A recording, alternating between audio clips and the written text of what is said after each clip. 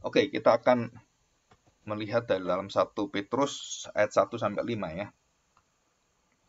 Tentang kalau kita ngomong harta ya, kalau orang dunia tuh harta karun gitu kan, atau warisan.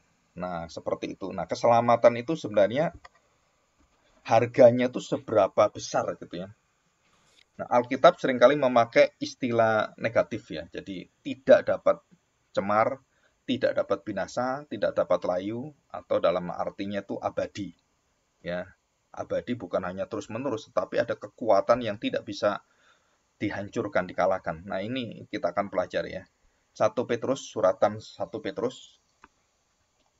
Jadi Petrus yang pertama ya. 1 Petrus pasal 1 ayat 1 sampai dengan ayat 5. Demikian bunyi firman Tuhan. Dari Petrus Rasul Yesus Kristus kepada orang-orang pendatang yang tersebar di Pontus, Galatia, Kapadokia, Asia Kecil, dan Bitinia.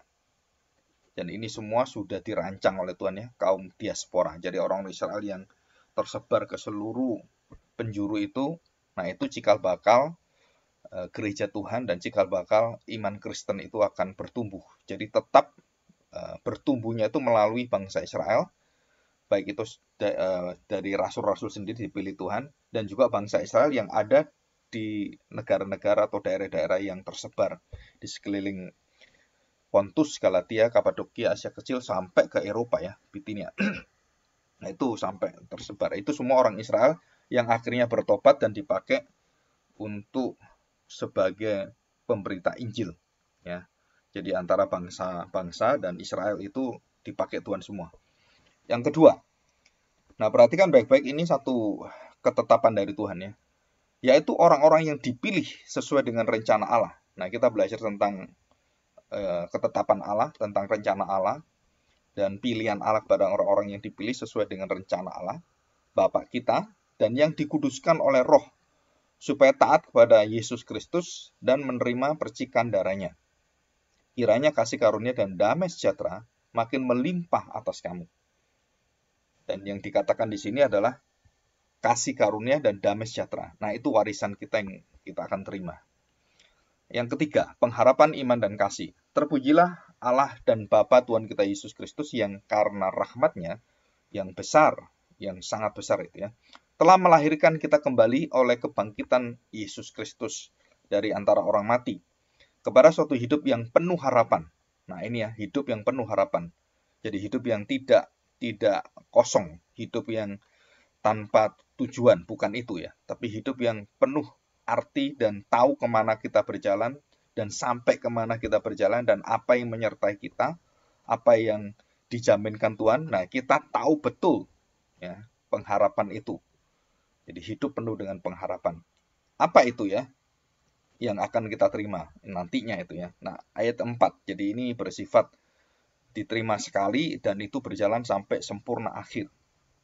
Apa itu? Untuk menerima suatu bagian yang tidak dapat binasa, yang tidak dapat cemar, dan yang tidak dapat layu, yang tersimpan di surga. Jadi itu semua bukan dari dunia, itu dari surga, dari Kristus, dari Allah sendiri, dari Tuhan kita. Dan itu akan kita terima, dan itu menjadi satu pengharapan kita, yaitu apa? Bagian yang tidak dapat binasa, yang tidak dapat cemar, dan yang tidak dapat layu, yang tersimpan di surga bagi kamu.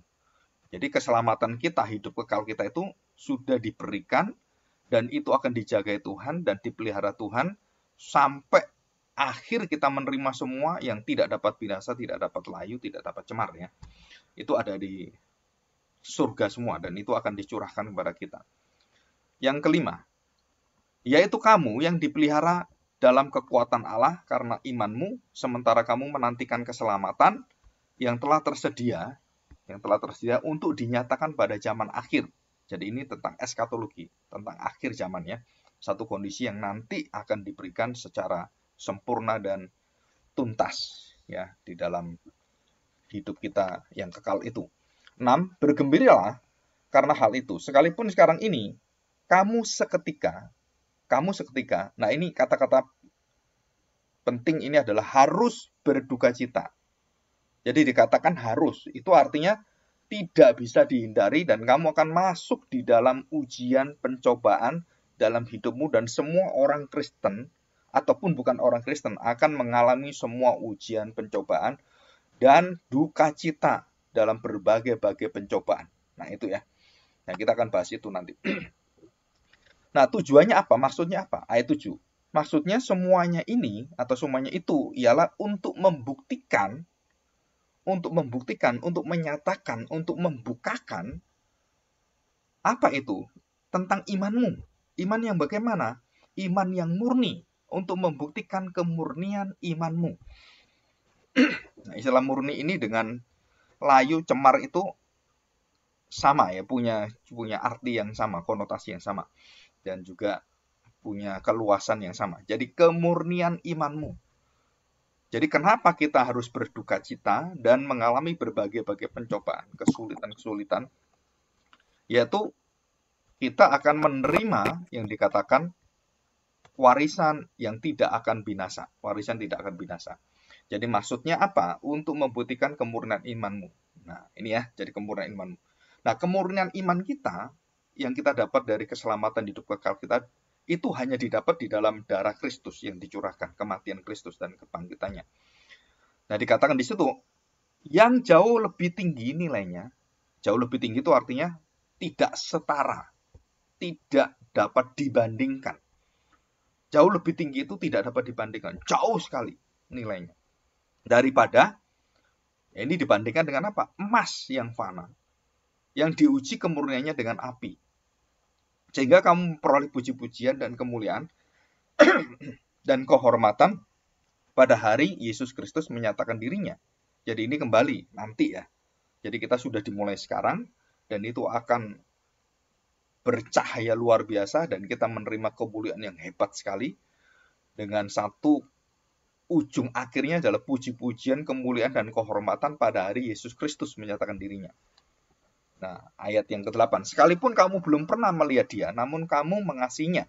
Kamu percaya kepada dia, sekalipun kamu sekarang tidak melihatnya. Ditekankan, tidak pernah melihat, belum pernah melihat, dan tidak melihatnya.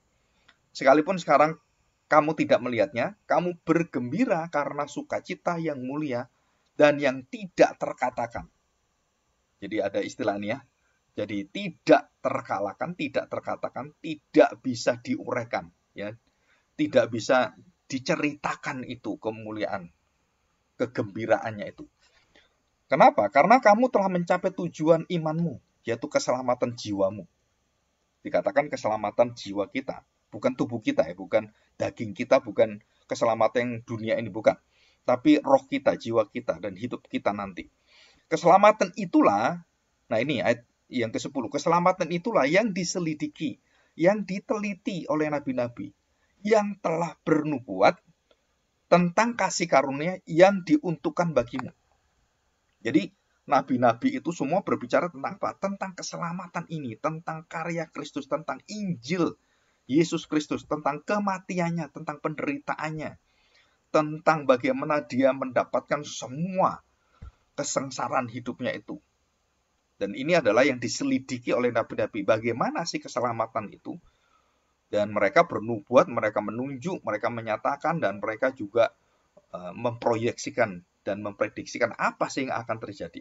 Ya, 11, 1 Petrus pasal 1 ayat 11. Dan mereka meneliti saat yang mana dan yang bagaimana yang dimasukkan oleh Roh Kudus yang ada di dalam mereka, yaitu roh yang sebelumnya memberi kesaksian tentang segala penderitaan yang akan menimpa Kristus dan tentang segala kemuliaan yang menyusul sesudah dia. Jadi ini tujuannya jelas ya. Jadi tujuan daripada Injil, tujuan daripada nubuat-nubuat para nabi itu tujuannya langsung satu titik jelas untuk menyatakan tentang bagaimana karya Kristus, kesaksian tentang penderitaan Kristus, apa yang menimpa dia, kesengsaraannya, waduh sakitnya, dan seluruh karya dia, jasanya dia. Dan sampai kemudian dia dimuliakan Tuhan dengan kebangkitan itu. Yang terakhir, ayat 12. Kepada mereka telah dinyatakan bahwa mereka bukan melayani diri mereka sendiri, tetapi melayani kamu dengan segala sesuatu yang telah diberitakan sekarang kepada kamu dengan perantaraan mereka, yang oleh Roh Kudus yang diutus dari surga menyampaikan berita Injil kepada kamu. Jadi ini berita Injil, keselamatan itu adalah Injil tentang Yesus Kristus yang mati di dalam seluruh ujian, pencobaan, penderitaan, dan kesengsaraan.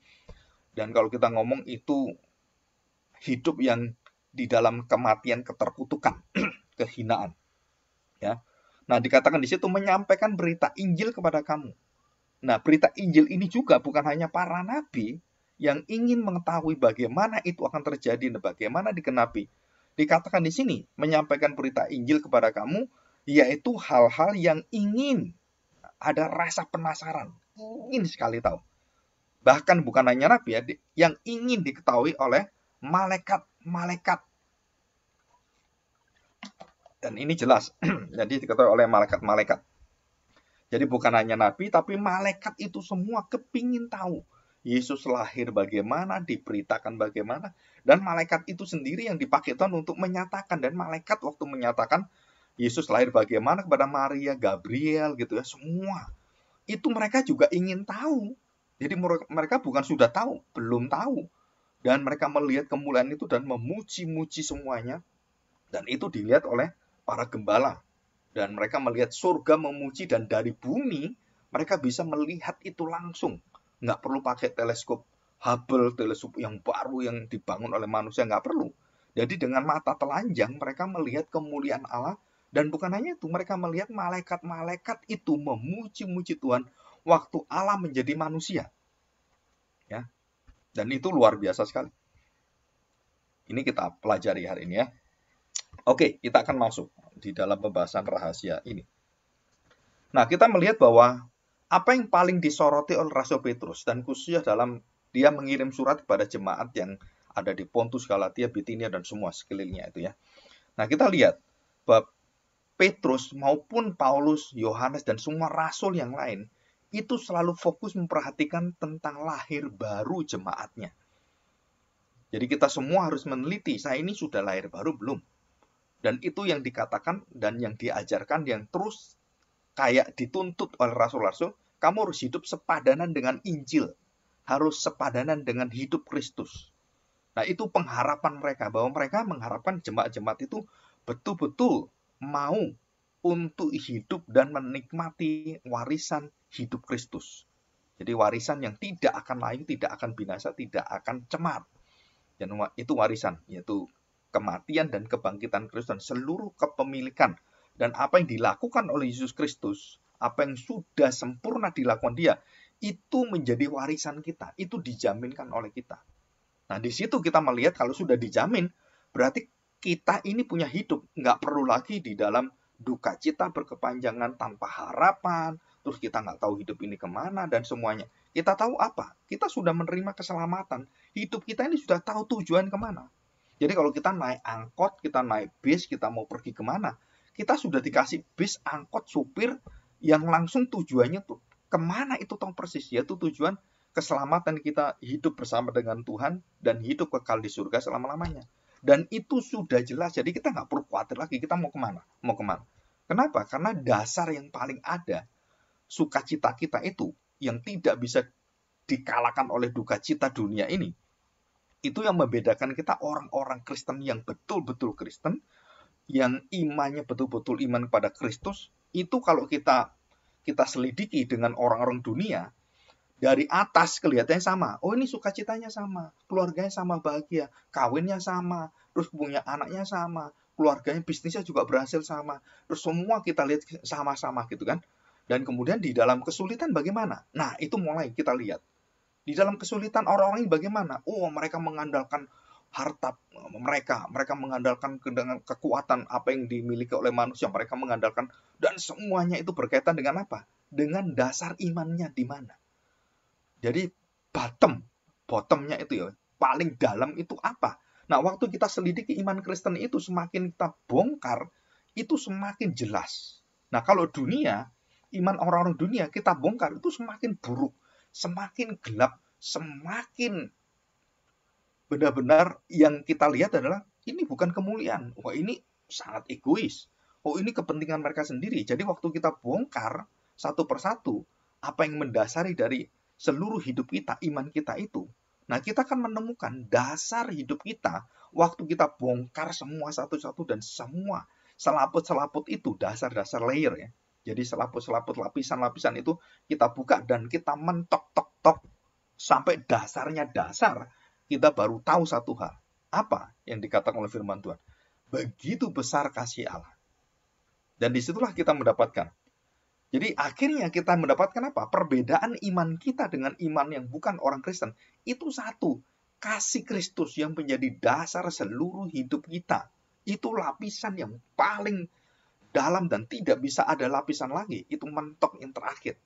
Jadi dasar adalah itulah yang membedakan kasih Allah. Kasih itulah yang menjadi dasar seluruh kekuatan, perbuatan, dan hati Allah untuk mengasihi kita. Nah, itu menjadi dasar sehingga kita memiliki satu sukacita yang bukan dari dunia, bukan karena emas perak, bukan karena uang kita banyak di bank, bukan karena orang-orang yang menjamin kita dengan asuransi, dengan segala sesuatu yang ada. Bukan, tetapi kita sudah mendapatkan satu jaminan, satu warisan darah Kristus, kematian dan kebangkitannya itu yang melahirbarukan kita.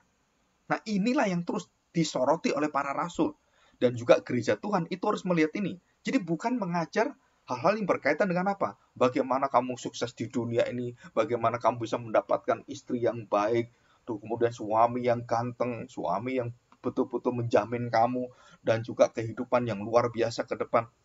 Nah, saudara, kita diberitahu oleh Tuhan bahwa jelas sekali dari suratan Petrus tadi, dikatakan harus masuk ke dalam pencobaan, ujian-ujian, dan bukan hanya kamu, dunia pun mengalami sama. Jadi mulai dari diri kita, kelemahan kita, dosa kita, keterbatasan kita, itu menjadi ujian bagi kita. Kita hidup berdasarkan apa? Yang kedua adalah dari luar menguji kita.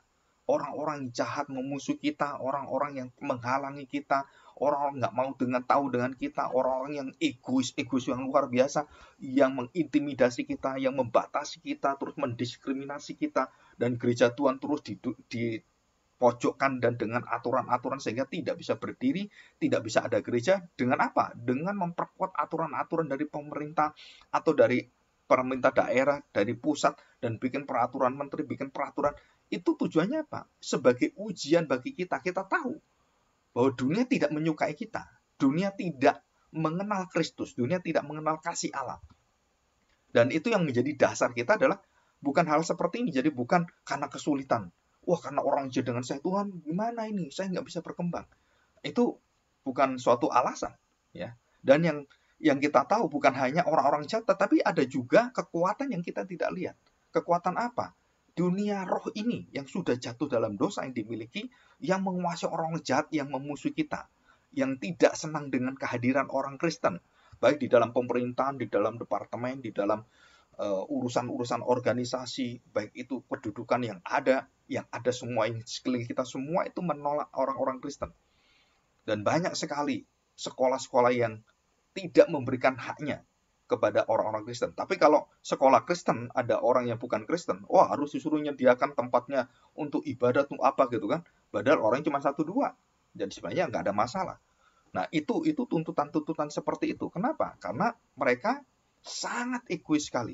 Mereka itu ingin sekali hidup mereka itu lapisan dasarnya bukan mereka mengasihi Allah. Mereka mengasihi dirinya sendiri dan mereka berpusat pada agamanya, berpusat pada kesenangannya, berpusat dengan keinginan dan kemauan mereka semua. Kalau kita enggak, kita melepaskan semua. Apa yang kita sukai di dunia ini, itu terlepas semua. Dan kita ganti dengan apa? Sukacita di dalam Kristus. Kita mau mengenal Kristus. Kita mau betul-betul merasakan hadirat Kristus. Bagaimana kita mengasihi musuh kita.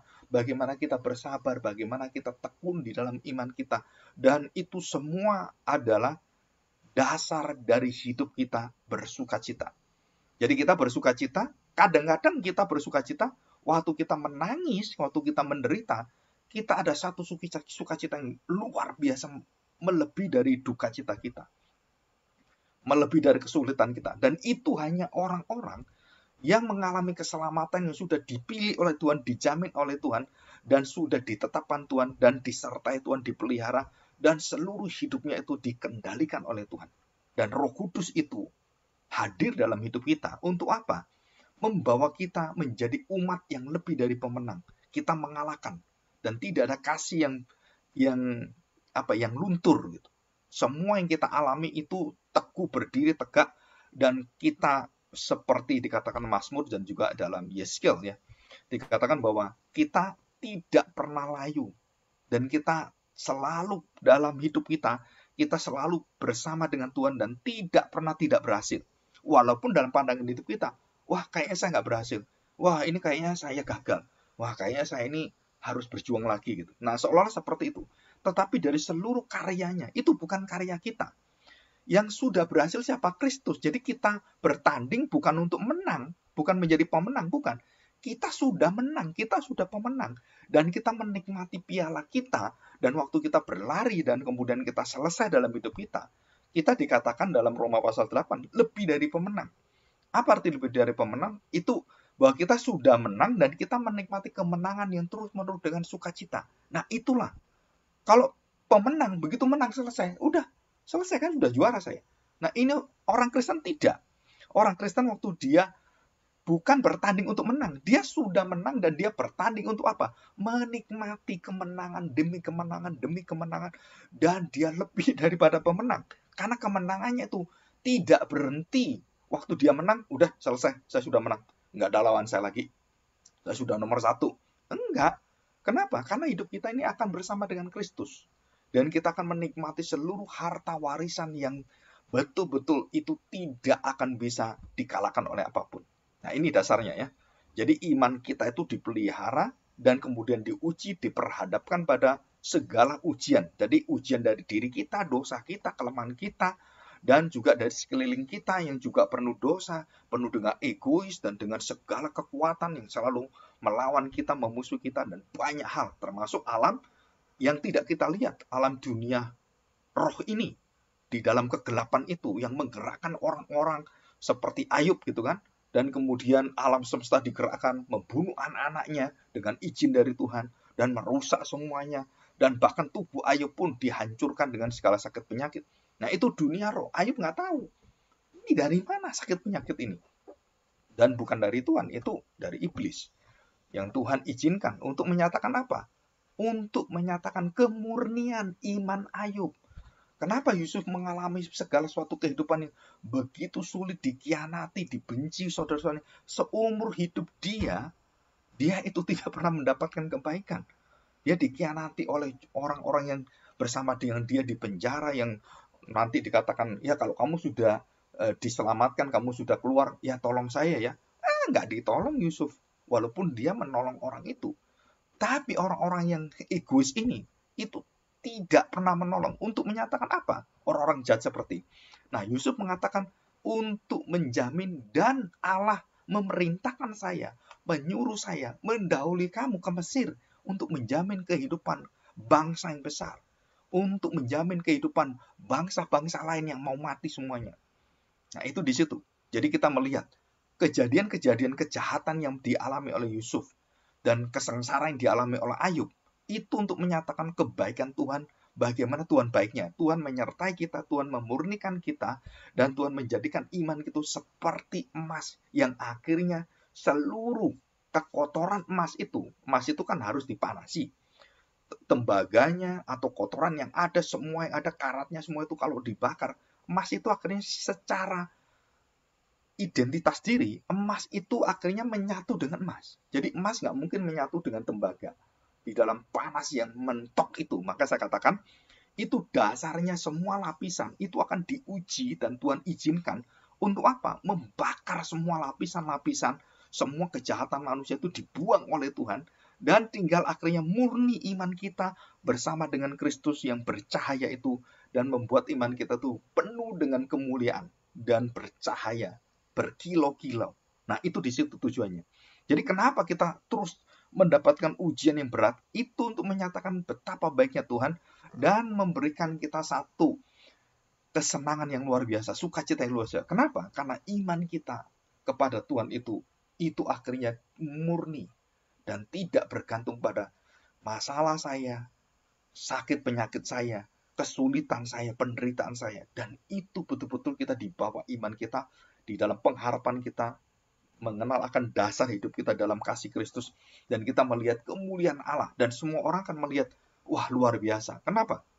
Kamu dalam kondisi menderita seperti ini, kamu masih setia kepada Tuhan, kamu masih memandang Tuhan, itu yang menyukakan hati Tuhan. Itu membuat Tuhan itu begitu berkenan pada kita. Kenapa kita bisa seperti itu, sedang dunia orang lain nggak bisa? Kenapa? Karena di dalam dasar kita dikasih Tuhan lebih dulu.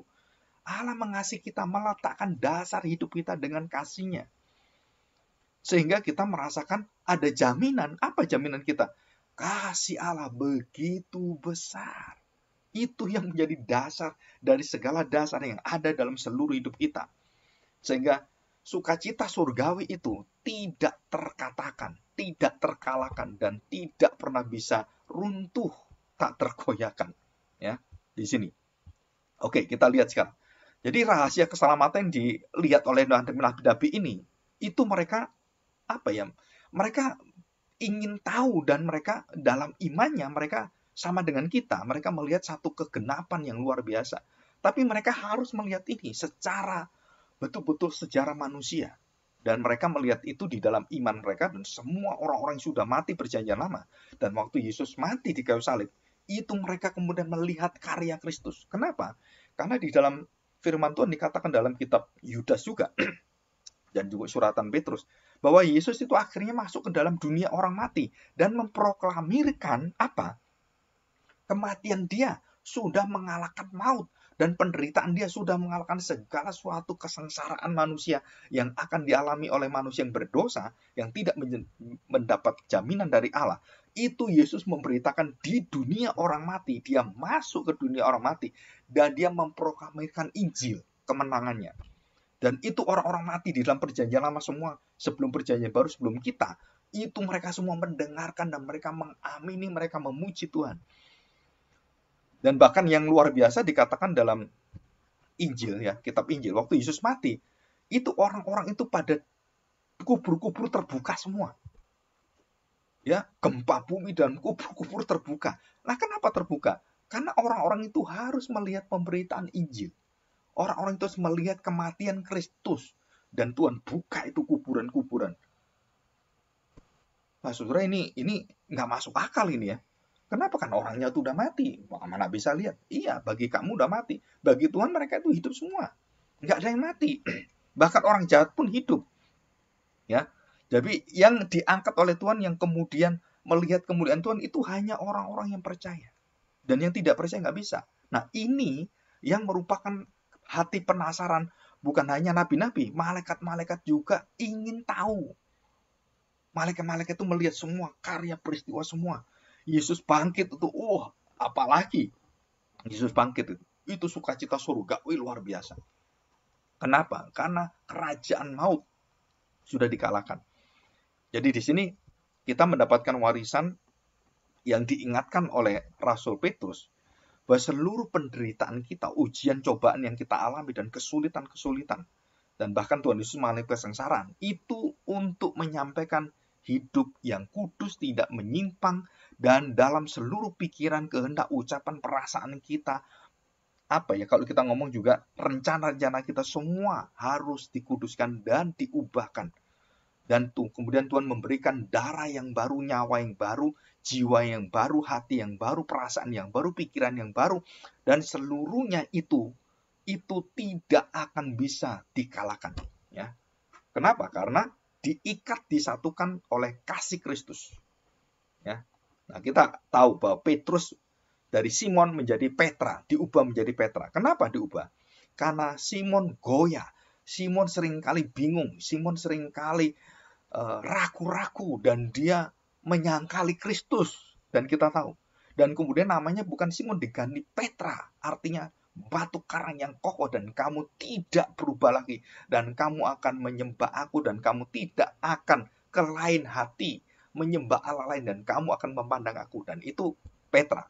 Jadi kita ini semua iman kita seperti Petrus, dari ragu-ragu menjadi iman yang kuat, yang satu arah, yang seperti batu karang yang tidak berubah, kena hantam ombak, kena hantam apapun, dia tetap berdiri dan dia kokoh, nggak terkalahkan. Nah, itu iman yang diminta oleh Petrus supaya mereka memiliki iman yang seperti Tuhan anugerahkan pada dia.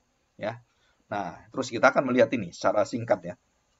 Manusia di dunia ini itu paling senang warisan apa? Dapat emas, harta, uang, ataupun jabatan, kesenangan.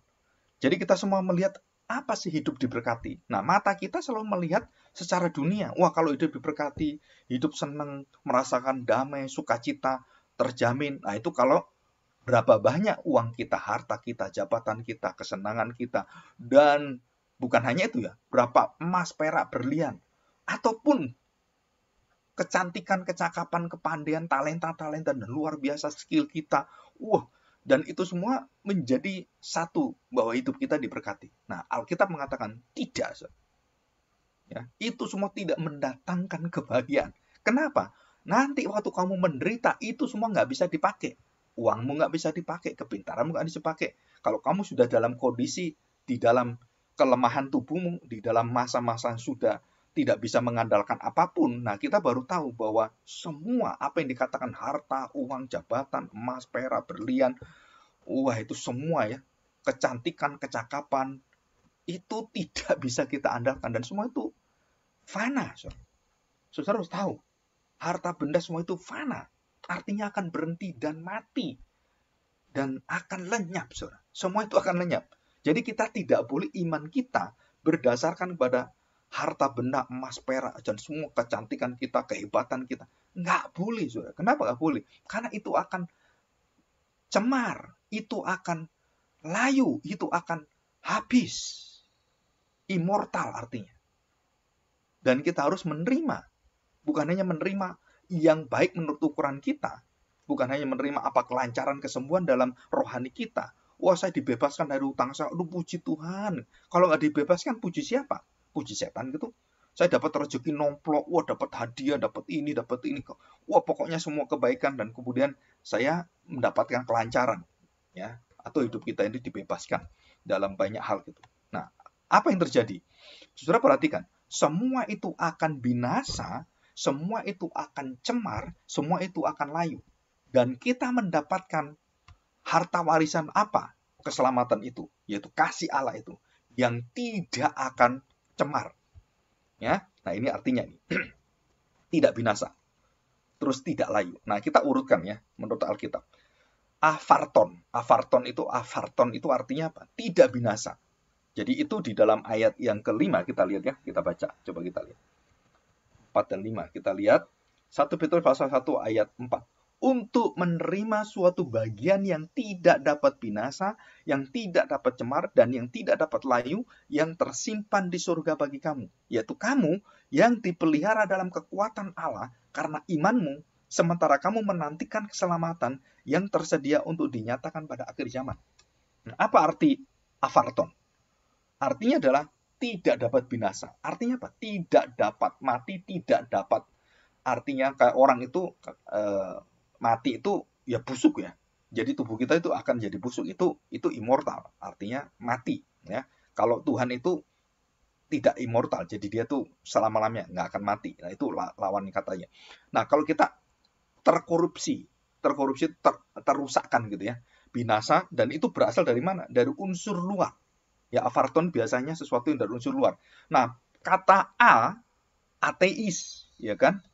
Apistos gitu. Artinya A itu tanpa, tiada. Itu bahasa aslinya gitu ya. Tidak ada, tanpa, tidak memiliki, atau steril dari A itu. Jadi kalau semuanya afarton itu artinya bahwa yang tidak ada kebinasaannya, yang tidak ada kecacatannya, yang tidak ada nodanya. Nah, seperti itu ya. Jadi A itu menyatakan tidak ada A. Ini apa?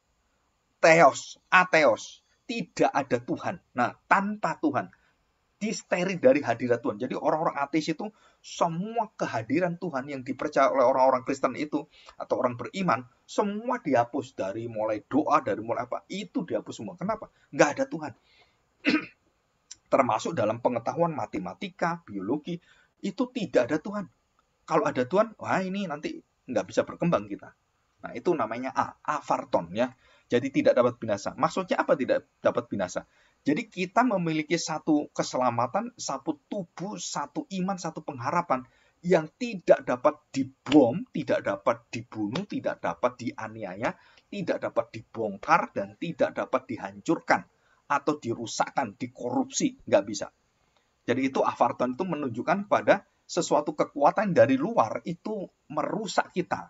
Jadi ujian-ujian seperti Ayub itu kan, itu anaknya diambil, tubuhnya dirusakkan dengan sakit penyakit, dan dia tetap avarton. Artinya apa?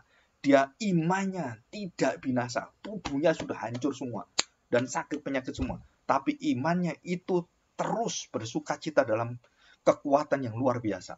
Nah, itu namanya avarton. Jadi imannya, keselamatannya, hidup kasihnya yang mendapatkan kasih Allah itu tidak binasa. Kenapa tidak binasa? Karena kasih Allah, kasih Kristus itu ada dalam diri kita. Pengampunan Kristus tidak binasa, tidak bisa dirusak.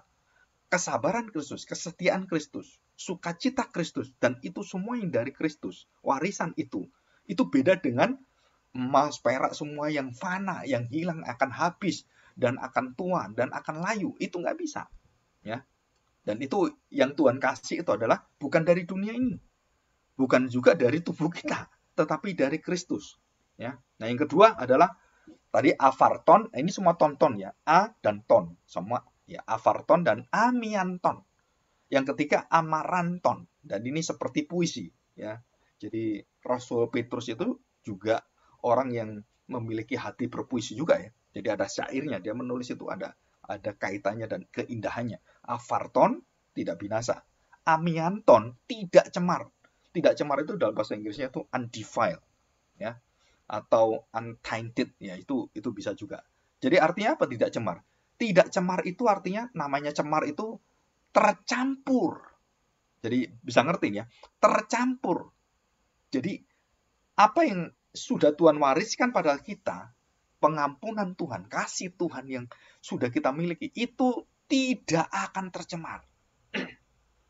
Dan tidak akan bisa tercampur. Jadi kita nggak bisa bersintetis, kita nggak bisa berkompromi, kita nggak bisa sinkretis, kita nggak bisa. Kenapa? Karena iman kita itu nggak bisa dicampur dengan apapun. Waktu dicampurkan, yang campurannya ini akan binasa. Jadi yang tidak binasa dengan yang binasa itu nggak bisa. Ya, ilustrasinya antara kantong anggur yang baru dengan kantong anggur yang lama, dengan anggur yang baru dan anggur yang lama. Jadi yang lama dan yang baru itu nggak boleh dimasukkan. Kenapa? Hancur dia. Nah, itu hancur itu artinya kantongnya hancur. Dan apa yang unsur yang ada di dalamnya itu, dia akan tidak murni lagi. Akan tercemar dan tidak murni. Jadi artinya itu asli. Apa artinya asli? Jadi kalau kita ngomong tanpa zat-zat lain, itu pristine ya. Jadi segar apa gitu, yang betul-betul tidak ada tambahan yang lain. Itu cemar. Dalam arti ini adalah berkaitan dengan kekudusan ya. Amianton ini berkaitan dengan kehidupan rohani kita. Dan kita kalau memikirkan semua sama. Jadi kita memikirkan apa sih tujuan hidup kita, dan semua yang kita alami itu apa. Jadi kalau saya mendapatkan berkat, mendapatkan kebahagiaan, oh anak saya menikah dengan orang yang baik. Nah, ini semua adalah sesuatu yang tidak cemar, sesuatu yang tidak bisa binasa. Kenapa? Karena apa yang mereka lakukan, kasih Tuhan kepada mereka, itu dijaga Tuhan. Kasih suami istri itu juga tidak cemar. Jadi kesetiaan kita juga tidak cemar. Kenapa? Karena dasarnya bukan karena kecantikan, bukan karena kebaikan orang itu, bukan karena dia uangnya banyak, bukan. Karena kasih Kristus. Jadi perkawinan kita, bisnis kita, kesulitan hidup kita, semua harus didasari dengan kasih Kristus. Dan disitulah kita melihat itu tidak akan bisa terpisah dari kekuatan Allah. Jadi kita tidak akan bisa dibinasakan, tidak bisa dihancurkan, tidak tercemar. Dan yang terakhir adalah amaranton. Tidak memudar. Jadi kalau daun itu karena panas siang terik matahari, daun ini kemudian menjadi kering dan rontok. Dan sesuai dengan musimnya kan. Jadi musim rontok, dia rontok. Nah, di surga itu tidak ada musim. Di surga itu tidak ada perubahan. Di surga tidak ada pergantian. Jadi kita diberi manusia baru yang tidak ada pergantian, tidak ada kelemahan, tidak ada bayang, tidak ada cacat. noda, tidak ada cacat celah, tidak ada kerut, dan tidak ada kecemaran. Dan tidak layu, saudara. Jadi manusia baru kita ini manusia baru yang selalu dikatakan oleh Tuhan Yesus, yaitu pohon yang baik, buahnya baik. Dan dikatakan bahwa kamu akan mendapatkan hidup yang berlimpah. Jadi kamu dikatakan bahwa akulah pokok anggur. Dan semua yang ada dalam pokok anggur itu menghasilkan buah yang limpah. Dan bukan buah yang cuman asal buah, bukan. Limpah itu banyak. Dan bukan hanya banyak, buahnya itu sangat nikmat. Dan bukan hanya sangat nikmat, buahnya itu bisa dibagikan dan dinikmati oleh orang-orang lain. Jadi amaranton tidak layu atau tidak memudar, artinya bahwa kasihnya itu selalu segar dan terus-menerus. Dan dia dijaga oleh Tuhan. Jadi kalau saya mengasihi Tuhan, kasih saya itu nggak bisa dingin. Kasih saya itu tidak kemudian, aduh kok saya malas ya melayani Tuhan. Aduh saya kok datang gereja malas ya. Aduh saya ikut persekutuan kok malas ya. Nah, di dalam jiwa kita, roh kita, itu ada satu kekuatan yang mengingatkan. Ayo, kamu harus bersekutu dengan teman-temanmu. Harus bersekutu dan ikut dan mencari firman Tuhan. Dan mendapatkan air hidup, roti hidup. Dan ada satu dorongan yang kuat. Tapi manusia lama kita, yang penuh dengan kedagingan itu lebih suka menghindari ini semua. Kenapa? Karena tadi itu, kita keluar dari jalurnya. Keinginan kita dengan keinginan dunia. Dan kalau kita teruskan ini, dan kemudian kita terlepas, nah artinya bahwa kamu bukan orang yang percaya sungguh-sungguh. Karena apa? Karena lapisan-lapisan itu akhirnya akan menutupi hidupmu. Lapisan dunia, harta kekayaan, keinginan dalam bisnis, keinginan menjadi kaya, keinginan untuk menjadi diperhatikan. Dan itu menutup semua. Dan kasih Allah akhirnya tertutup semuanya. Dan Roh Kudus berduka cita. Kenapa berduka cita? Karena kamu melupakan Tuhan. Karena kamu tidak menghiraukan semua yang berada dengan kerohanianmu. Dan termasuk untuk hal-hal yang bukan hanya pribadi, termasuk dalam keluarga kita. Itu semua sama. Ya, dikatakan tidak memudar. Jadi artinya segar dan selalu kelihatan itu daunnya itu tidak kuning, tidak coklat dan kemudian gugur mati, enggak. Tapi dia selalu hijau. Nah, ini kita lihat di dalam Mazmur ya. Kita lihat dalam Mazmur. Kita ada ya, di dalam Mazmur. Ini ada contohnya. Mazmur 1. Ibarat kita lihat baca ya Mazmur 1. Nah, perhatikan ya. Ini semua kan ada pujiannya. Berbahagialah orang yang tidak berjalan menurut nasihat orang fasik, yang tidak berdiri di jalan orang berdosa, dan yang tidak duduk dalam kumpulan pencemooh.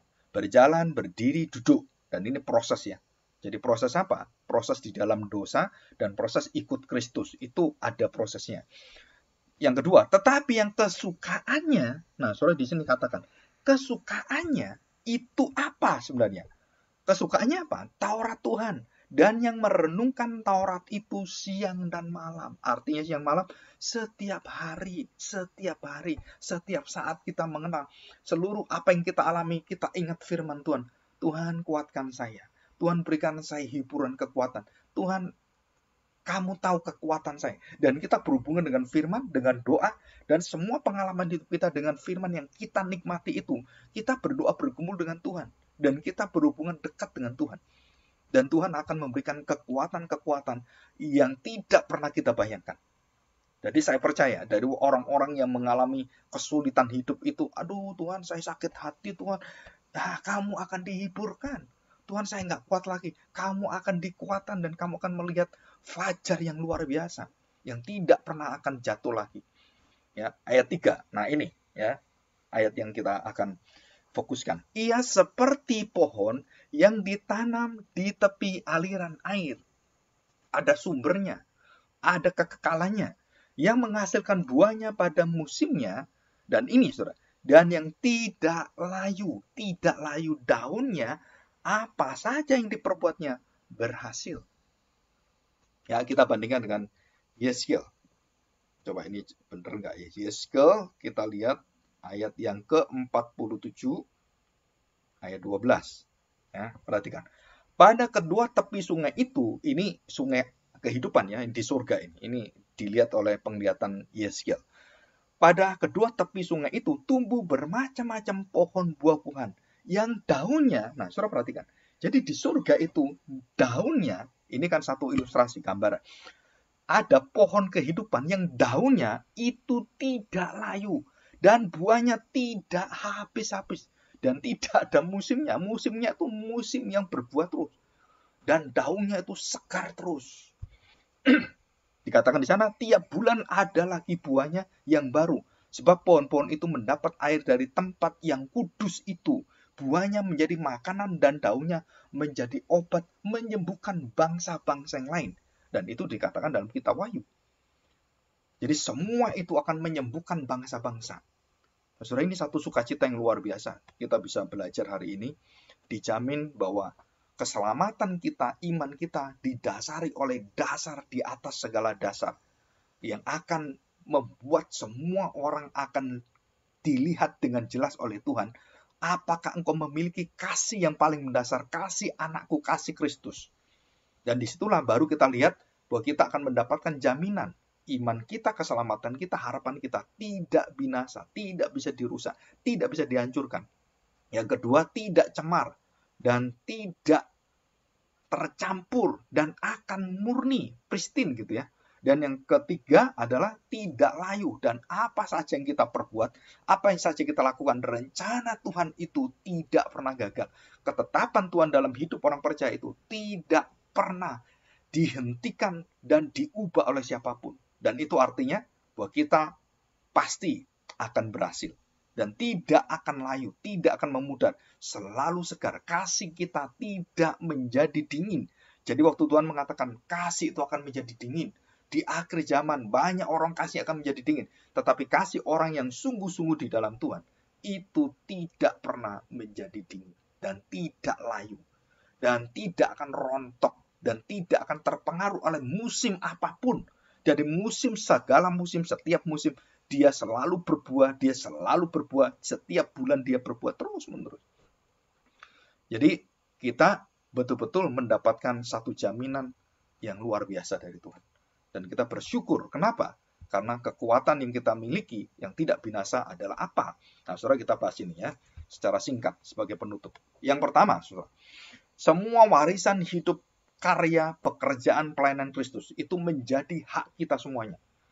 Jadi dia penderitaan, dia ujian, dia pencobaan, dia waktu dia dicoba iblis, bagaimana dia bisa menang, kita bisa meniru dan mencontoh, meneladani semua yang dilakukan Kristus. Dan itu semua ada dalam Alkitab.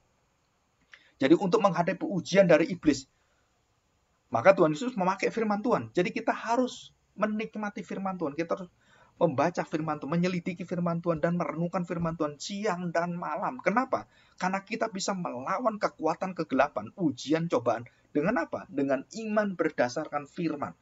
Iman yang berdasarkan kekuatan firman Allah, firman Tuhan. Dan di situ kita akan mendapatkan kasih sukacita, kesabaran Kristus, murkanya dia, ketulusan dia, kekudusan, hidup tanpa cacat celah. Itu menjadi satu kekuatan untuk membangun semua hidup orang percaya. Nah, itu ada dalam Efesus pasal 4. Kita semua dibangun menuju kepada kepala. Kita dibangun berdasarkan dasar Kristus. Jadi 1 Korintus 3 ayat 11 dan 1 Korintus 11 ayat 3. Dan dikatakan Kristus adalah dasar dan kemudian dia adalah kepala. Dan itu dibahas dalam kitab Korintus, ditutup dan dibuka. Kristus adalah dasar, kasih Kristus dan semuanya, dan dia adalah kepala yang mengendalikan semuanya. Dan itu menjadi hidup berjemaat, hidup dalam diri semua orang percaya. Dasar kita adalah Kristus dan kasih Kristus yang tidak berubah, tidak bisa didasari yang lain. Dia menjadi batu penjuru kita. Dan kemudian seluruh hidup kita diarahkan kepada siapa? Kepada Kristus, kehendak Kristus, kepalanya ada Kristus, keinginan Kristus, pikiran Kristus. Nah, itu akhirnya kita mendapatkan tubuh Kristus dalam diri kita. Jadi tadi kan dasar, kepala. Nah, sekarang tubuhnya adalah kita. Kita semua tubuh Kristus, kita gereja. Dan disitulah kita mendapatkan seluruh hidup kita. Yang luar biasa itu. Kita mendapatkan yang tidak layung, tidak binasa, tidak cemar. Bukan harta benda, kekuatan harta benda, keuangan, emas, perak, semua deposito kita, bisnis kita, semua tidak menjamin kita. Itu berkat yang disebut sebagai sementara. Sementara. Tetapi kita mendapatkan warisan yang luar biasa. Kasih Kristus, pengampunannya, kesabarannya, ketulusannya. hidup penderitaan dan dalam ujiannya dia memenangkan penderitaan, dia setia pada firman Tuhan, dan kita diberi ini semua. Ini warisan kita. Kita makan makanan roti surgawi, air hidup, dan kita mendapatkan Yesus sebagai jalan kebenaran dan kehidupan kita. Dia adalah gembala kita, dia adalah pokok anggur kita, dan dia adalah segala-galanya. Jadi yang terakhir, saudara, sebagai kesimpulan apa? Saudara perhatikan. Jadi kita mendapatkan jaminan itu bukan apa yang harus kita lakukan untuk mendapatkan dunia. Tetapi Tuhan mengajar apa yang kamu lepaskan di dunia ini, apa yang kamu tinggalkan, dan apa yang kamu persembahkan, semua itu, yaitu apa? Tubuhmu yang sempurna. Dan kamu harus berikan pada Kristus, bukan pada dunia ini. Jadi kita mau sehat, kita olahraga, ya, kita olahraga, kita perhatikan hidup kita kuat, kita training otot-otot kita gitu kan. Nah, sementara di dalam rohani kita nggak pernah kita melatih rohani kita. Wah, itu seperti Adira itu makan telur gitu ya, sampai puluhan putih telur, wah dia langsung minum gitu, wah, ototnya gede sekali. Dan saya tanya, apakah dia akan terus seperti itu? Dan waktu dia tua, apakah terus bisa dipertahankan? Saudara, manusia nggak bisa. Itu sementara. Tetapi kita harus memberikan otot-otot kita, tubuh kita dilatih dengan apa? Dengan firman dan air kehidupan. Dan itu akan menyegarkan kita dan tidak akan otot-otot rohani kita itu tidak akan layu, cemar, dan binasa. Karena Kristuslah kekuatan kita. Dan itu dalam diri kita. Dan dikatakan di sini, jadi kita harus meninggalkan semua perkara-perkara dunia ini. Dan kita harus menikmati hidup pengampunan Kristus, kita mengampuni orang lain, musuh-musuh memusuh kita, kita mendoakan mereka supaya mereka diberkati Tuhan, mereka dibukakan hatinya oleh Tuhan, dan kita tidak membalas kejahatan dengan kejahatan, tapi biarlah pembalasan diserahkan pada Tuhan. Kita membuka diri kita dalam kasih, pengampunan, sukacita, dan kita menuntut keadilan pada dunia dan pemerintah dan semuanya, supaya ada keadilan, dan itu semua hak daripada kita sebagai manusia, warga negara. Tetapi waktu kita mendapatkan gereja dibakar, orang Kristen menjadi martir, orang Kristen dibunuh, dan orang-orang mengalami ujian coba dalam hidup kita semua, termasuk diri kita tetap bersukacita yang tiada dibinasakan, tiada cemar dan tidak lain. Jadi sukacita kita, iman kita itu seperti air kehidupan mengalir tidak habis-habisnya. Dan kita dikatakan, kita tidak pernah lagi haus, karena air yang aku berikan, kamu tidak akan haus lagi. Jadi kita waktu minum air, aduh puas, minum lagi, puas, dan tidak ada kita haus lagi. Dan itu kapan kita akan mendapatkan semua? Nah, kita dijanji nanti di surga. Dan kita sekarang ini menikmati itu semua dalam kesementaraan, karena tubuh kita dalam kelemahan. Dan kita berdoa, supaya Tuhan menetapkan kita, supaya kita punya iman seperti yang dikatakan dalam firman Tuhan, dan kita amini, kita imani. Apa itu? Bagian hidup keselamatan yang warisan yang tidak dapat binasa, tidak dapat cemar, dan tidak lain. Ya, mari kita berdoa. Kita bersyukur pada Tuhan.